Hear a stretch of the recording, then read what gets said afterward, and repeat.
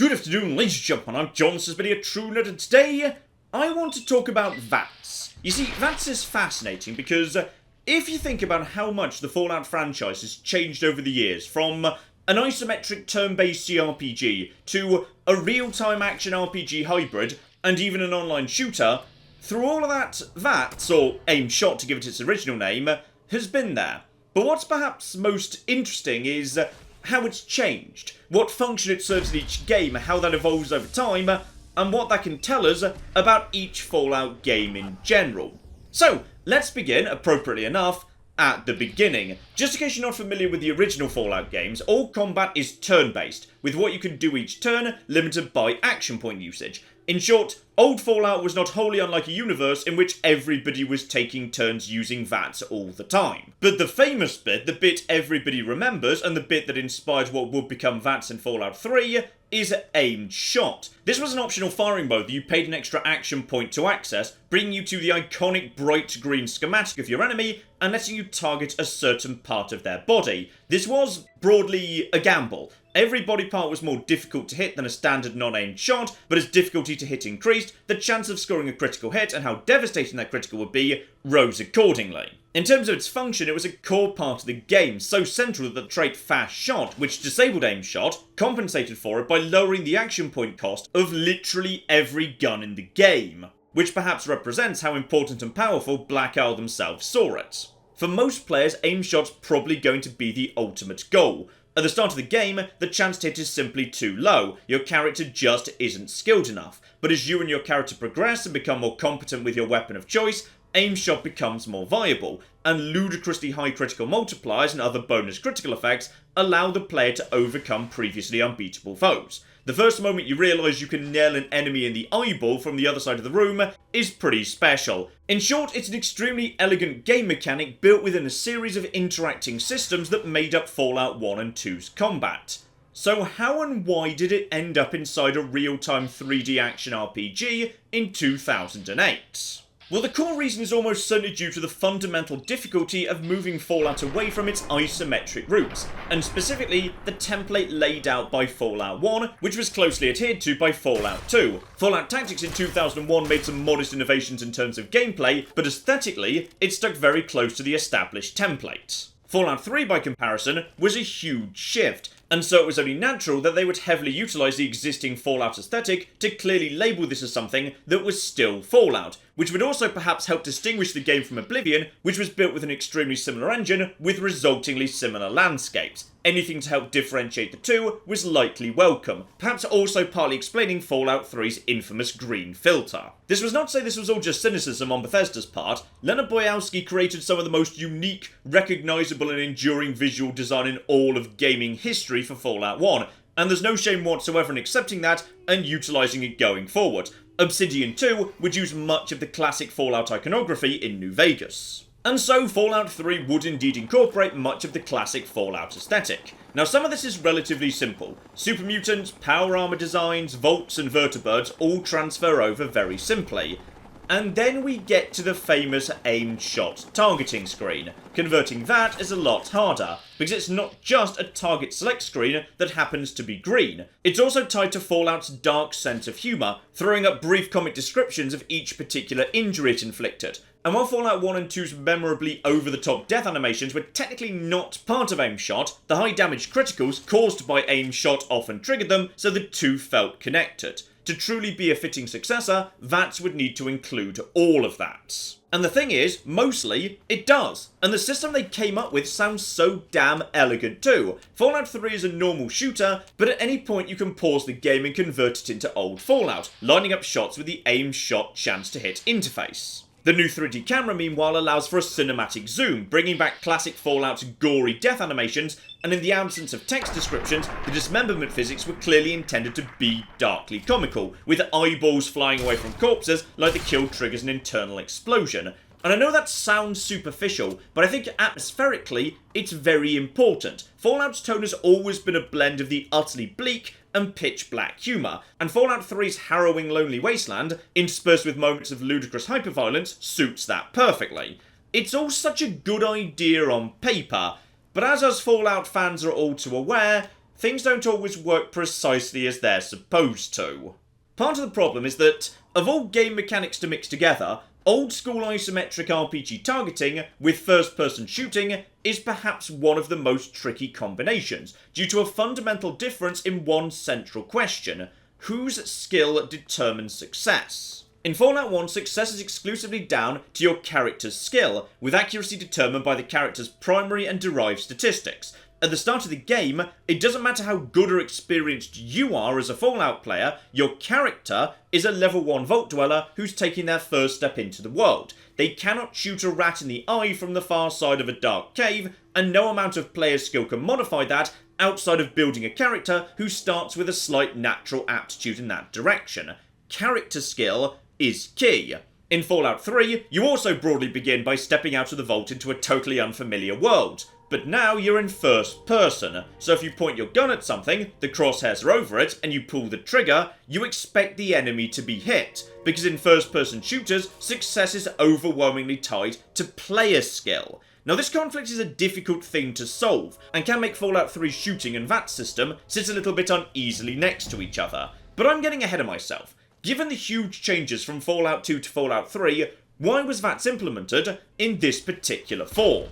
A popular theory I've heard many times is that Bethesda realised during development of Fallout 3 that the shooting mechanics weren't the best, and so V.A.T.S was used as a crutch to support them. If you end up in a bad situation in a fight because the shooting's a bit clunky, V.A.T.S can get you out of trouble. The evidence, I think, doesn't actually support that. On the contrary, if you read pre-release Fallout 3 interviews, rather than stressing the importance of V.A.T.S, as Bethesda logically would if this was essential to offset what they had already identified as weaker shooting mechanics, they do the exact opposite. Pete Hines stressed in an interview with Video Games Daily that you never had to use V.A.T.S throughout the whole game if you didn't want to, and when asked by The Guardian how he thought new players would play the game, he replied that he thought they'd treat it as a narrative shooter. On the other hand, Fallout 3 lead designer Emil Pagliarulo was specifically asked about the function that V.A.T.S played in the game, and replied, "We wanted it to be just as much about character skill as it would be player skill. That's really what V.A.T.S accomplishes. It's all character skill and doesn't require crazy twitch skills." This, I think, is crucial to understanding how Bethesda approached V.A.T.S. In classic Fallout, aim shot was just a normal integrated part of the combat experience, but Bethesda saw things differently. They saw two audiences, potentially with very different expectations. Pete Hines' quotes are about newcomers to the franchise, who would be absolutely essential if Fallout 3 had any chance of being financially successful. And for those people, Fallout 3 would be a first-person shooter.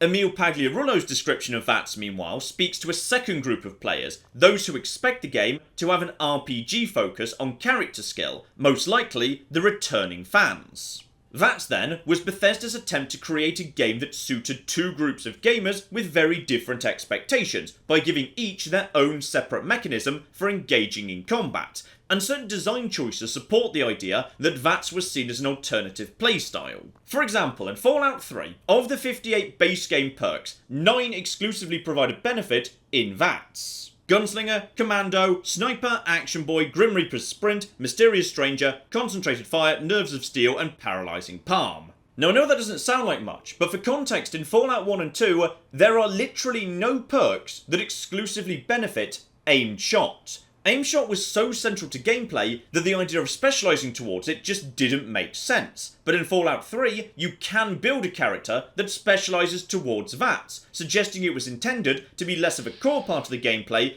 and more of an optional playstyle, as Pete Hines implied.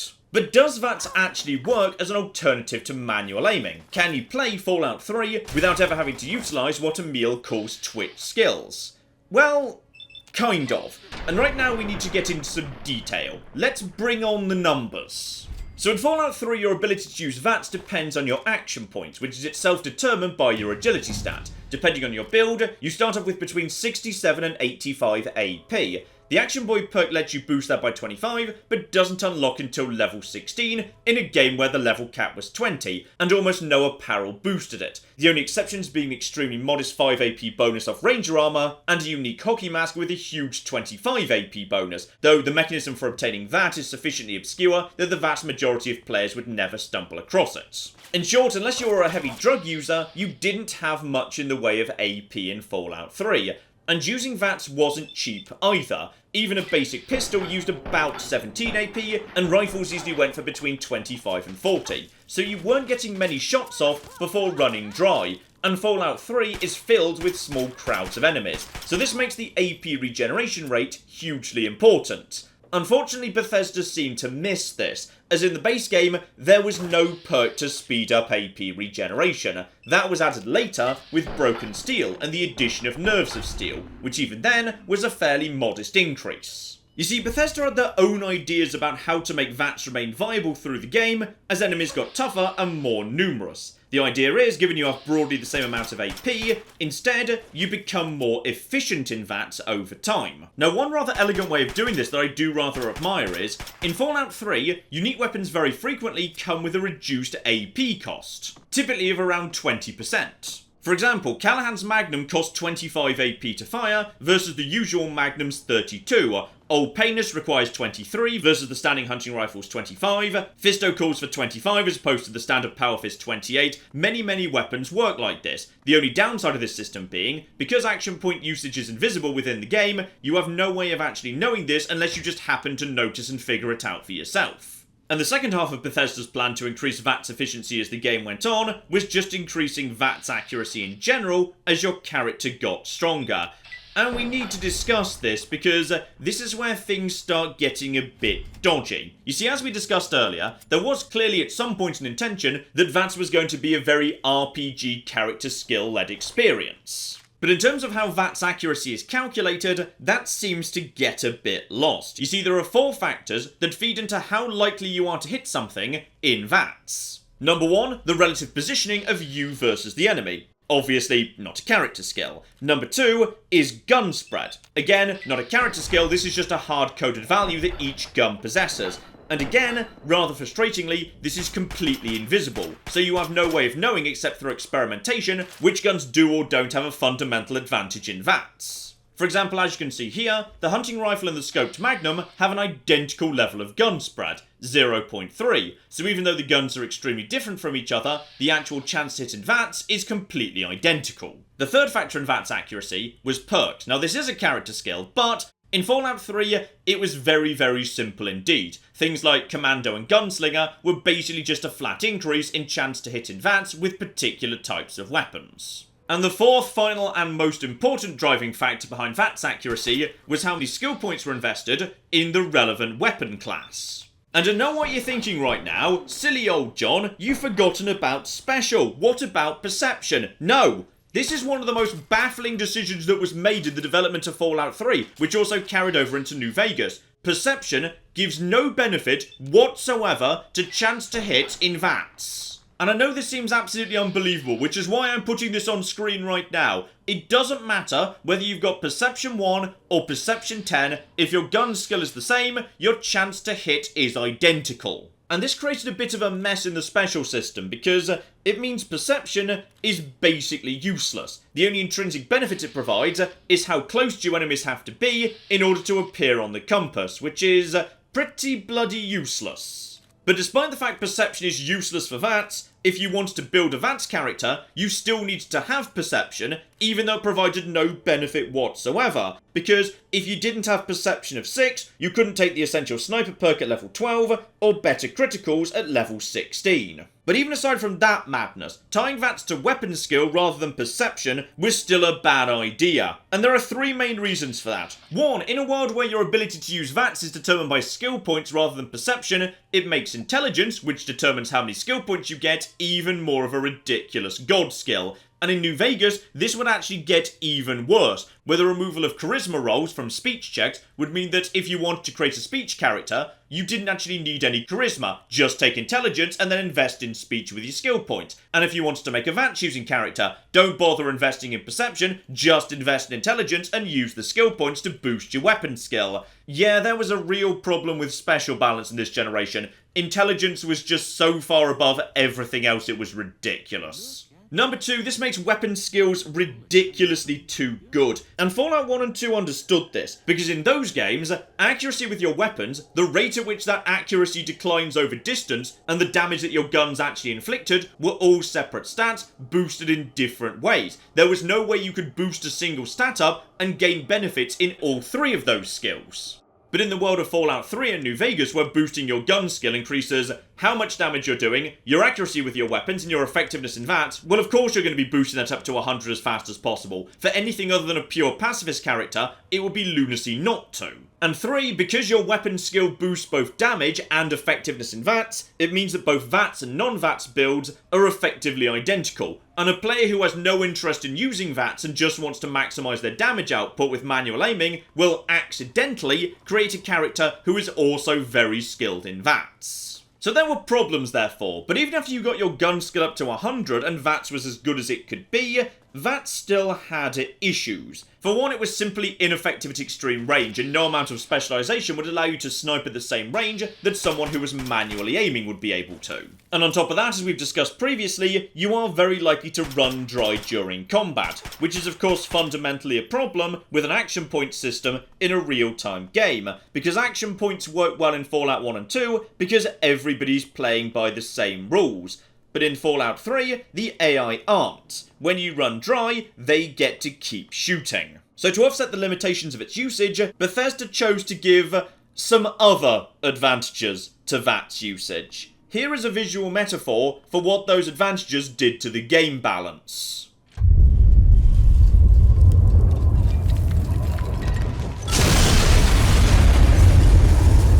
You see, there were 3 main changes. The first was critical chance. In Fallout 3, it's relatively difficult to build up your chance of getting a critical. With a luck of 10, an average shot has a 10% chance, 1% per point of luck. And ultimately that can be boosted up another 5% by finesse, only becoming unlocked at level 10. And Survival Guru, not technically locked to any level, but very hard to acquire at an extremely low level, for a total of 18% base critical chance if you took literally every opportunity to boost it by level 10. Unless, of course, you were using VATS. Because in VATS, you gain a flat 15% increase to your chance to score a critical hit. Just to confirm there, if you choose to be a luck 10 character, specialising in getting as many criticals as possible, and take the bonus critical chance perk Finesse at level 10, then you have pretty much the same chance of getting a critical as a level 1 character with luck 1 who just happens to be using VATS.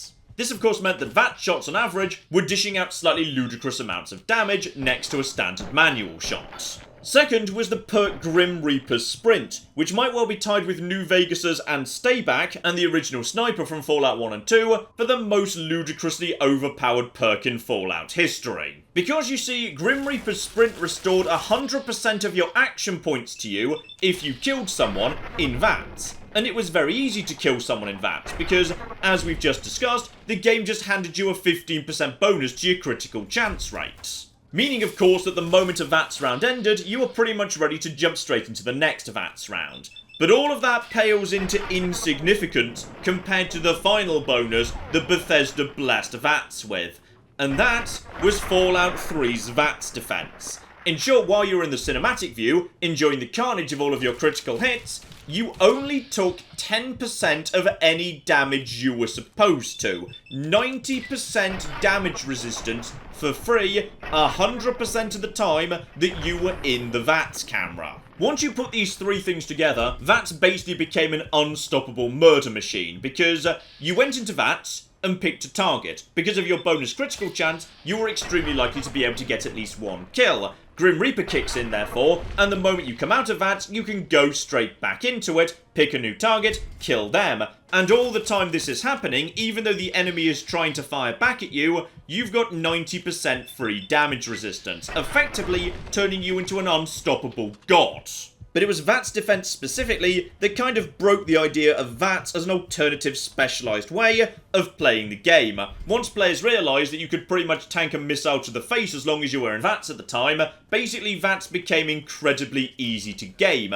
Even if you were at long range and had no real chance of hitting your target, you may as well go into VATS while under fire because you're effectively immortal while you're in it. And this led to a very odd situation where, even before you reached level 20 and Grim Reaper's Sprint unlocked, you couldn't use VATS all the time because of the extremely limited action points, but when you were using it, you had a ludicrous advantage. In short, while VATS had lots of fun, interesting ideas, it was a little bit on the broken side, so basically, VATS needs to go and have a bit of a lie down for a minute. You're awake. How about that? And then in came Obsidian, who on top of creating the best game ever in 18 months, had time to fix most of VATS problems too. As a starting point, they took away VATS' most ridiculously overpowered benefits. The damage reduction you took in VATS was reduced from 90% to just 25%, disincentivizing people spamming it whenever under fire. The critical bonus too was reduced from 15% down to just 5%, with critical chance tied more to character build and apparel choices than VATS usage. And Grim Reaper's Sprint was modified to restore 20 action points rather than the full bar, making it a reasonable mid-game pick as opposed to your ascension to godhood. Now of course with the ludicrous bonuses gone, VATS was now a lot worse than it was, so Obsidian offset that with modest increases across the board to make VATS more viable in day-to-day usage. As a starting point, there was a boost in the number of base action points you received from your agility. Now characters would gain 68 to 95 by default. And on top of that, there was the excellent reintroduction of the Kamikaze trait, providing you with another 10 if you're willing to sacrifice 2 damage threshold. And on top of that, Action Boy in New Vegas had 2 ranks, providing a total of 30 action points rather than the single rank 25 of Fallout 3.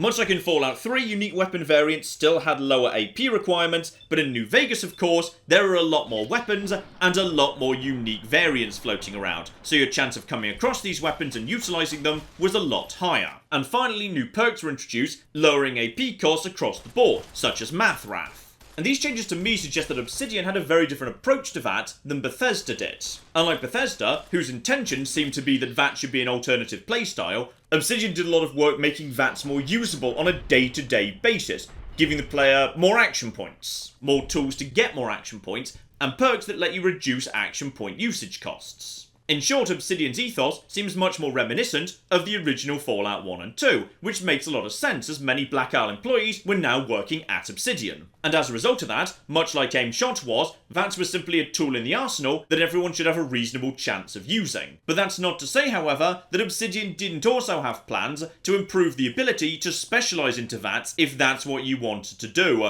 And at this point, Obsidian basically just starts showing off.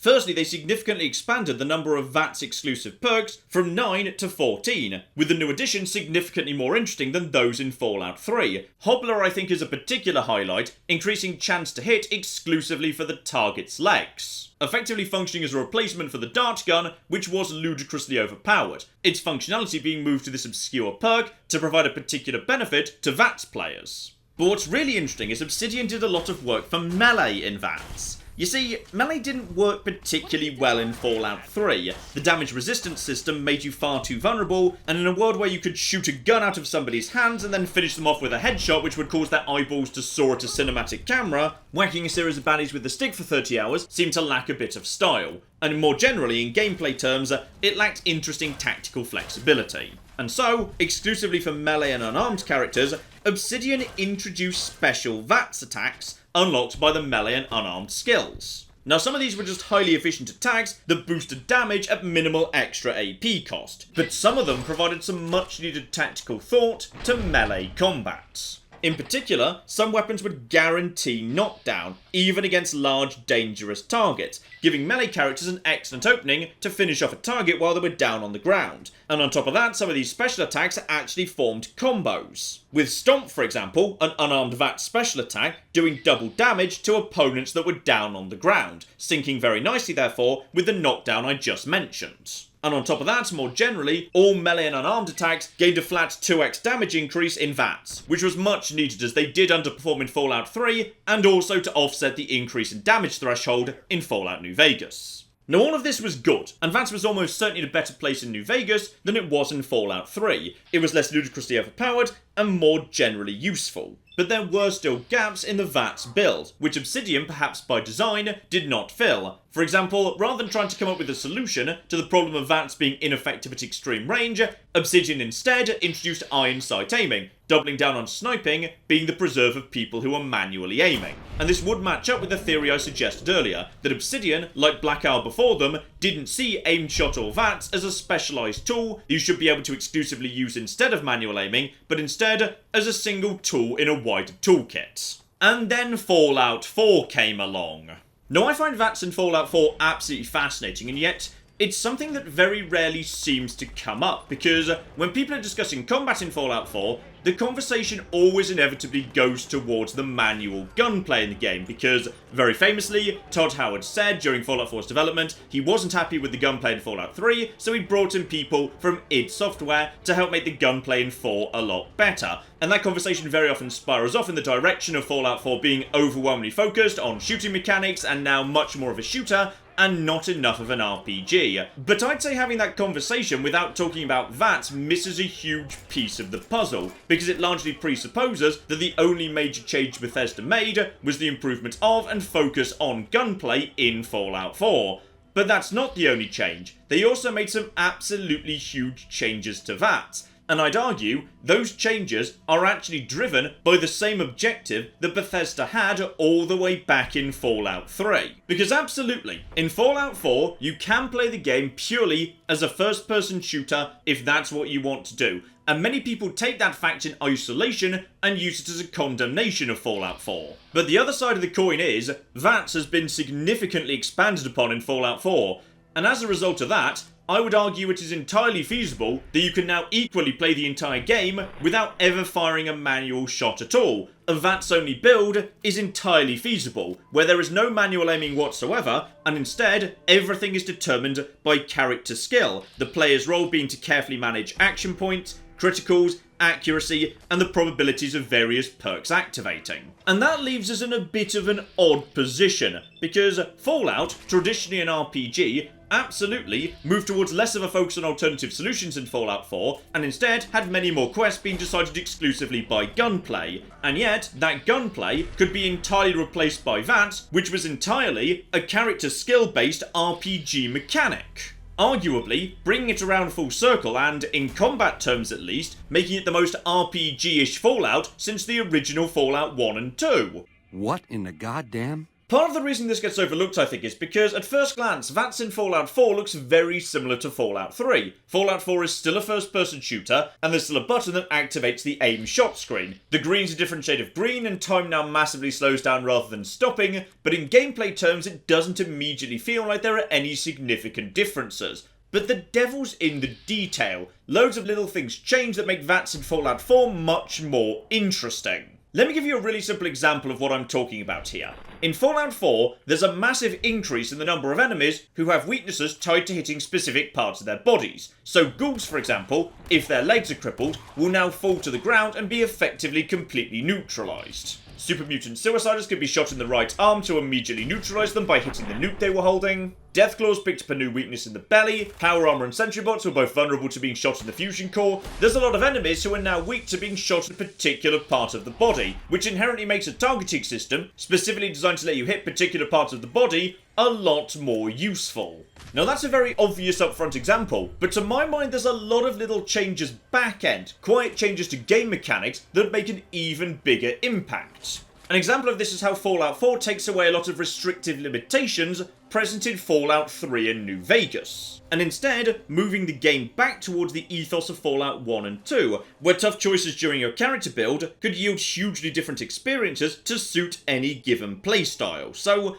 let me give you an example of that. In Fallout 3 and New Vegas, as we discussed earlier, the amount of action points you receive is a function of your agility. Depending on whether you go for agility 1 or agility 10, you can have base action points of, in Fallout 3, 67 to 85, or in New Vegas, 68 to 95. But given this is a difference between agility 1 and agility 10, this is a fairly modest difference, really. It's very different back in Fallout 1 and 2, where your agility would grant you between 5 and 10 action points, a 100% difference depending on whether you went for agility 1 or agility 10. And in Fallout 4, that sort of thinking is back again. The calculation for how many action points you receive is a base of 60 plus 10 further action points for each point in agility, meaning a character, depending on your agility, will have between 70 and 160 action points. a much more significant difference reminiscent of the original Fallout above Fallout 3 and New Vegas. This change, greatly rewarding those who try and specialise in VATS by taking very high agility, also syncs up very nicely indeed with the new special system in Fallout 4, where rather than having 40 points to distribute, you've only got 28. So if you want to take agility straight up to 10, you can, but it leads to much more severe compromises being made elsewhere in your character build. But for characters who do choose to make that compromise, it means there is a huge potential to do a lot of work in VAT, simply due to the fact that you have a lot more action points than in previous games, but the average AP cost of firing a gun is not significantly higher than in Fallout 3 or New Vegas. And that's just one change, and Fallout 4 is full of changes that were made to VAT. None of them individually appear like they should make a huge difference to the way VATs operate, but put them all together, and VATs in Fallout 4 is a very different proposition indeed. For example, another small change you might not immediately think would be significant is the uncapping of special. In short, up to this point in Fallout history, 10 was the highest you were allowed to take a special stat. Beyond that was simply not allowed, putting a hard cap on the number of action points a character is able to attain. Fallout 4, however, threw that in the bin, and let us start getting a bit wild with our VATS builds. So if you have an agility of 10, and you find an agility bobblehead, you've now got yourself agility of 11. If you wear under armour, that gives you +2 to agility. Congratulations, you've now got agility 13. And once we start adding in temporary buffs off the massively expanded range of food and drugs available in Fallout 4, yeah, you can start making some quite frankly ludicrous characters with an utterly ridiculous number of action points to match. Another injustice of the era of Fallout 3 and New Vegas that Fallout 4 set right was the restoration of perception as a stat that controlled accuracy in VATS. Now this was great, because it meant the separation of upgrades to increase the accuracy of VATS and upgrades to increase the actual hitting power of your guns. Meaning that boosting perception was something that was reserved for VATS enthusiasts, letting you specialise builds in a particular direction and come up with more unique characters.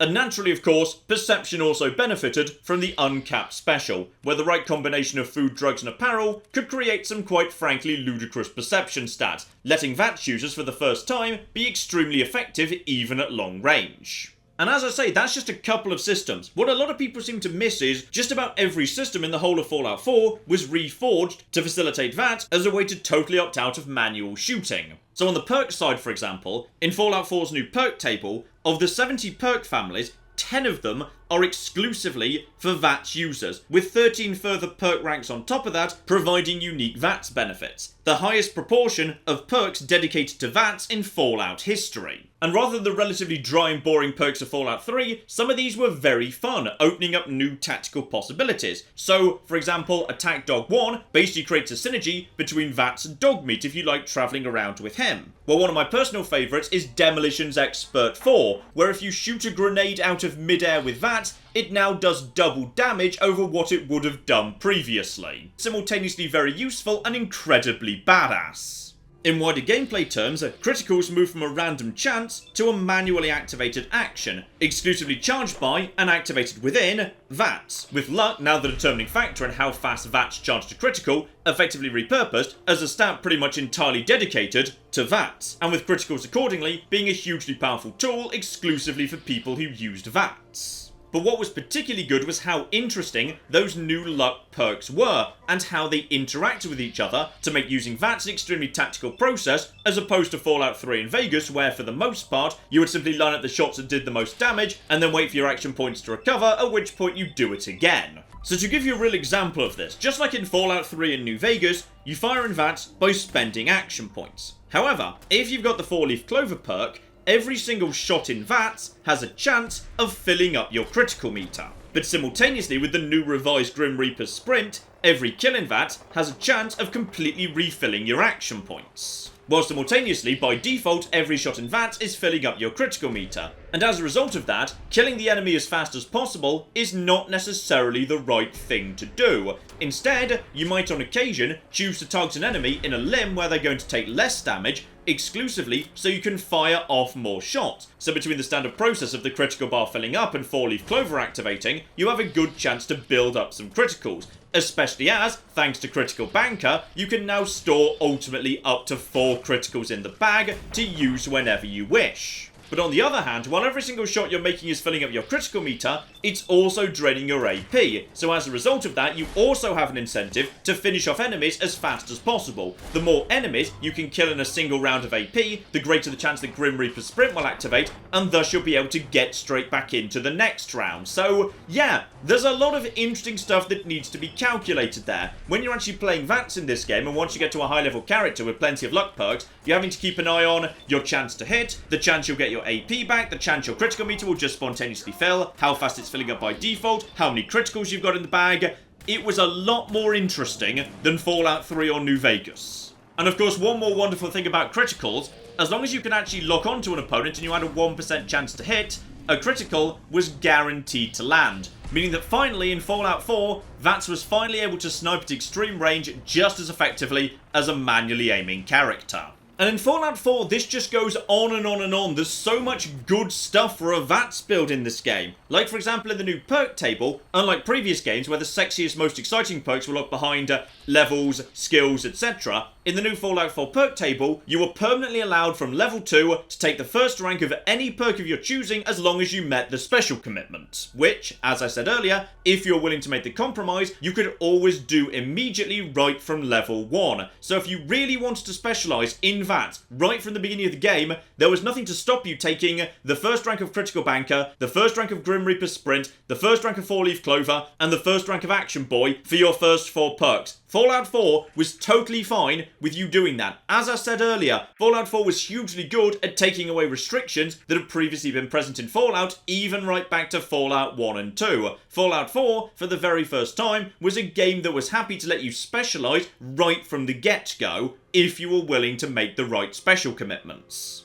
And into that, the new weapon crafting system, where for the first time, you were able to modify your weapons to specifically suit a V.A.T.S build. So rather than maximising the damage your weapons could do, you could reduce their day-to-day damage, but increase their critical damage, which for the right V.A.T.S character could absolutely be the right decision to make. So for the first time ever, V.A.T.S builds had their own dedicated weapons. And on top of that, the new legendary system was a gift to V.A.T.S builds as well, with pieces of armour available that provided both bonus agility and bonus perception, perfect of course for your typical V.A.T.S builds. And on the weapon side, guns that charge criticals faster, guns that were more accurate in V.A.T.S, guns that could be fired for 40% AP, and speaking of less AP, sorry, there's so much in Fallout 4 I'm flipping forgetting things. When you were crafting guns, you could also choose to make your guns slightly weaker by making them extremely light in order to significantly reduce their action point cost, which was another fascinating tactical decision that V.A.T.S builds characters had to make. And once you start mixing all of this together, you could have an absolutely wonderful time building a V.A.T.S character in Fallout 4. In fact, honestly, it's my favourite game for V.A.T.S in the entire franchise. It's absolutely flipping wonderful. And just as the cherry on top of the cake, the Penetrator perk exists, letting you literally shoot through cover, which may just be my favourite perk in Fallout history. Now that's not to say, however, that V.A.T.S in Fallout 4 was perfect. There were absolutely problems with it. In particular, while it was brilliant in the early to mid game when you could rush an early character who really suited your playstyle, the lack of any level cap whatsoever kind of undermined all of this in the late game.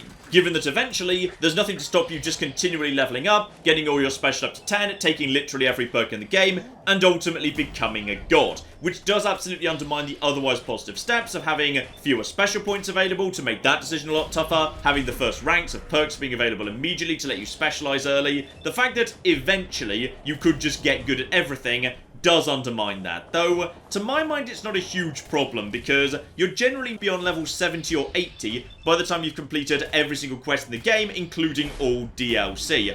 And at that point you're most definitely nowhere near being 10 in all your specials and having taken every perk in the game. To do that, I think you need to be somewhere around level 300 or 400, so I don't see that as a major problem really. But what I think is the real beauty of V.A.T.S in Fallout 4 is the old objective that Bethesda set themselves back in Fallout 3 was finally complete. In Fallout 4, you absolutely could play the game as a first-person shooter and totally ignore that. And you could also play the game entirely as a probability-based RPG and completely ignore manual aim, which I think makes it very unfortunate that so much of the discussion around Fallout 4 is about condemning it for not being enough of an RPG because there's too much gunplay, when the gunplay can itself be entirely replaced by what is absolutely 100% RPG mechanics.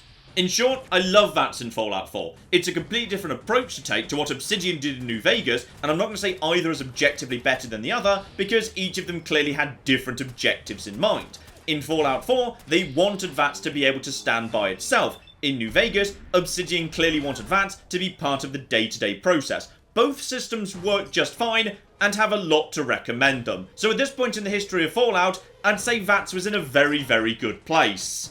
And then they made Fallout 76.